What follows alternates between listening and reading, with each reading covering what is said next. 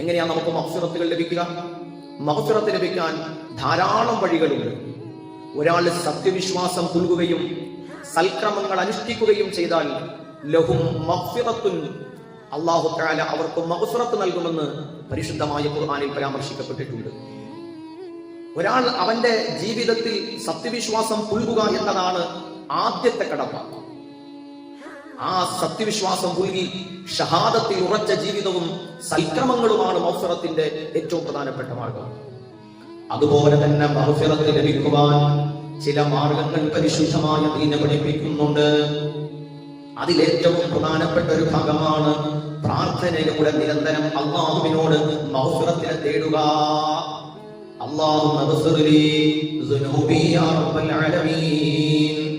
അല്ലാഹുവേ എന്റെ പാപങ്ങളൊക്കെ നീ പുറത്തു തരണേ എന്ന് അല്ലാഹുവിനോട് ദുആ ചെയ്യുന്നതിലൂടെ മഗ്ഫിറത്ത് കരസ്ഥമാക്കാം. ഖുർആനിൽ തന്നെ എത്രയോ പ്രാർത്ഥനകളുണ്ട്. റബ്ബനാ വലംനാ അൻഫുസനാ വഇല്ലം തഗ്ഫിർ ലനാ വതർഹംനാ ലനകൂനന്ന മിനൽ ഖാസിരീൻ. ഇങ്ങനെ പ്രാർത്ഥനകളിലൂടെ ഇസ്തിഗ്ഫാറിലൂടെ അല്ലാഹുവിൽ നിന്ന് നമുക്ക് മഗ്ഫിറത്ത് കരസ്ഥമാക്കാം.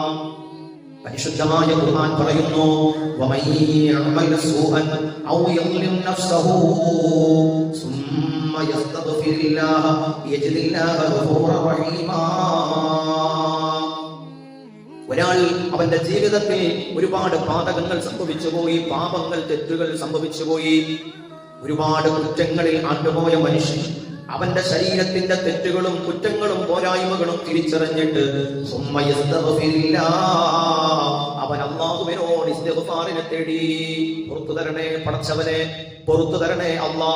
ഇങ്ങനെ അല്ലാഹുവിനോട് അവൻ ഇസ്തിഗ്ഫാർ തേടിയപ്പോ യജിദില്ലാഹ ഗഫൂറർ റഹീമാ, പരിശുദ്ധ റമദാനിന്റെ രാപ്പകലുകളിൽ അവൻ നിറകണ്ണുകളോടെ റബ്ബിനോട് തേടിയപ്പോ അല്ലാഹു തആല അവന് മഗ്ഫിറത്ത് സമ്മാനിക്കുമെന്ന് പരിശുദ്ധമായ ഖുർആൻ. ധാരാളം പ്രാർത്ഥനകളിലൂടെ നിരന്തരം അല്ലാഹുവിനോട് ഇസ്തിഗ്ഫാർ ചൊല്ലി തൗബ ചെയ്ത് അല്ലാഹുവിൽ നിന്ന് മഗ്ഫിറത്ത് കരസ്ഥമാക്കുക. അതാണ് മഗ്ഫിറത്ത് കരസ്ഥമാക്കാനുള്ള ഏറ്റവും പ്രധാനപ്പെട്ട ഒരു വഴി, പ്രാർത്ഥനയാണ്. അല്ലാഹു നമുക്ക് എല്ലാവർക്കും പുറത്തു തരട്ടെ. നമ്മിൽ നിന്ന് മരണപ്പെട്ടു പോയവർക്കൊക്കെയും അല്ലാഹു പുറത്തു കൊടുക്കുമാറാകട്ടെ. മറ്റൊരു വഴി കൂടിയുണ്ട്. അടുത്ത മാർഗം, മഗ്ഫിറത്ത് ലഭിക്കാനുള്ള അടുത്ത മാർഗം ധാരാളം നന്മയുള്ള പ്രവർത്തനങ്ങളിലൂടെ, പ്രവൃത്തികളിലൂടെയാണ്. അതിൽ ഒന്നാമതായി എടുത്തു പറയാനുള്ളത് ഇത്തിബാഉ റസൂലില്ലാഹ്, ഹബീബായ നബി സല്ലല്ലാഹു അലൈഹി വസല്ലമ തങ്ങളുടെ സുന്നത്തുകളെ ധാരാളം അനുഷ്ഠിക്കുക. ഒരു സുന്നത്തിനെയും നിസ്സാരമായി കാണരുത്. അത് സുന്നത്തല്ലേ, അത് സുന്നത്തല്ലേ എന്ന് നിസ്സാരവൽക്കരിക്കാൻ പാടില്ല. അത് കപട വിശ്വാസിയുടെ മുഖമടയാളമാണ്, അവന്റെ സ്വഭാവത്തിൽപ്പെട്ടതാണ്. ഒരിക്കലും ഒരു സത്യവിശ്വാസി നബി സല്ലല്ലാഹു അലൈഹി വസല്ലമ തങ്ങളുടെ ജീവിതത്തിൽ അനുവർത്തിച്ചു പോന്നിരുന്ന, അവിടുന്ന് ചെയ്തു പോന്നിരുന്ന, അവിടുന്ന് പഠിപ്പിച്ച കാര്യങ്ങള് അത് സുന്നത്തല്ലേ എന്ന് പറഞ്ഞ് നിസാരവൽക്കരിക്കാതെ സുന്നത്ത് പ്രവർത്തിക്കുന്നവർക്ക്, സുന്നത്തിനെ സ്നേഹിക്കുന്നവർക്ക് പുന്നാര നബിയുടെ സ്നേഹം ലഭിക്കുന്നതാ. അതോടൊപ്പം തന്നെ അല്ലാഹു സുബ്ഹാനഹു വ തആല അവർക്ക് മഗ്ഫിറത്ത് നൽകുമെന്ന് പരിശുദ്ധമായ ഖുർആൻ.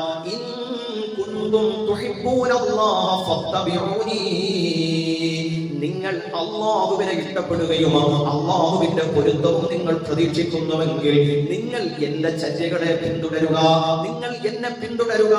അങ്ങനെ എന്റെ ചര്യകളെയും എന്റെ പ്രവർത്തനങ്ങളെയും എന്റെ ആശയങ്ങളെയും പിന്തുടരുന്നവർക്ക് യഗ്ഫിർ ലക്കും ദുനൂബക്കും വല്ലാഹു ഗഫൂറുർ റഹീം.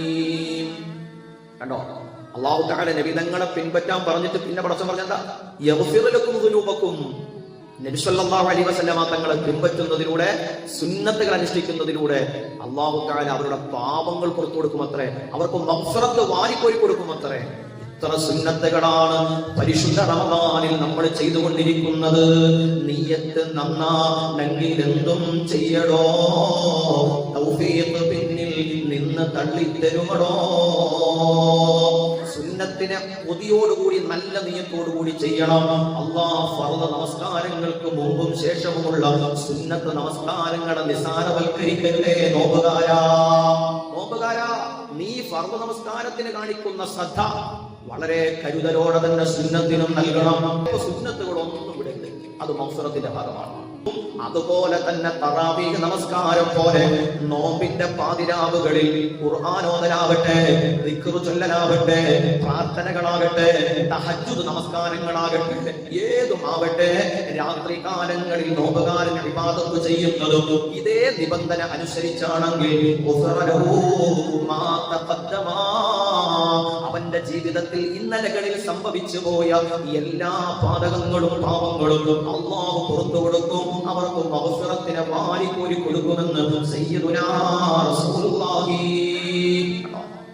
അപ്പൊ ആ പ്രവർത്തനത്തിലൂടെയും മഗ്ഫിറത്ത് കിട്ടി. അതുപോലെ നമസ്കാരങ്ങൾ മഗ്ഫിറത്താണ്, ജുമുഅ മഗ്ഫിറത്താണ്.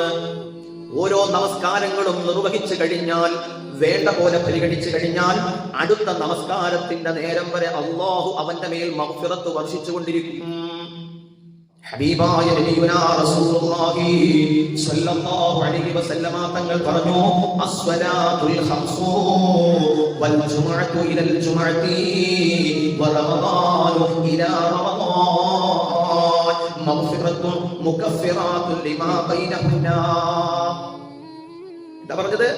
വറമദാനു ഇലാ റമദാനി മുകഫിറാത്തുൻ ലിമാ ബൈനഹുന്നാ. ഓരോ നമസ്കാരങ്ങളും അടുത്ത വഖത്ത് നമസ്കാരം വരെ, അത് കഴിഞ്ഞാൽ അടുത്ത വഖത്ത് നിസ്കാരം വരെ, ഇങ്ങനെ 5 നേരത്തെ നമസ്കാരവും റൗണ്ട് ചെയ്യുകയാണ്. മഗ്ഫിറത്ത് കൊണ്ട് അവനെ വലയം ചെയ്യുകയാണ്. സദാ നേരവും അവന്റെ ശരീരം മഗ്ഫിറത്തിലാണ്. ഒരാൾ നല്ല സുന്നത്തുകൾ അനുഷ്ഠിച്ചുകൊണ്ട് നല്ല നിയ്യത്തോടെ ഒരാൾ പൂർണ്ണമായും ജുമുഅ നമസ്കരിച്ചു കഴിഞ്ഞാൽ അടുത്ത ജുമുഅ വരെ അല്ലാഹു മഗ്ഫിറത്തിലാക്കുന്നതാണ്. ഈ റമദാൻ ഒരാൾക്ക് അനുകൂലമായി കിട്ടിയാൽ അവൻ അനുകൂലമാക്കി തരട്ടെ. ഉറക്കെ പറയും, അല്ലാഹു അനുകൂലമാക്കി തരട്ടെ. ഒരാൾക്ക് റമദാൻ ലഭിച്ചാൽ അടുത്ത റമദാൻ വരെ മുകഫിറാത്തുൽ ലിമാ ബൈനഹുന്നാ, അവകൾക്കിടയിലുള്ള എല്ലാ പാപങ്ങളും പടച്ചറപ്പ് പുറത്തു കൊടുക്കുമെന്ന് സയ്യിദുനാ റസൂലുള്ളാഹി സ്വല്ലല്ലാഹു അലൈഹി വസല്ലം.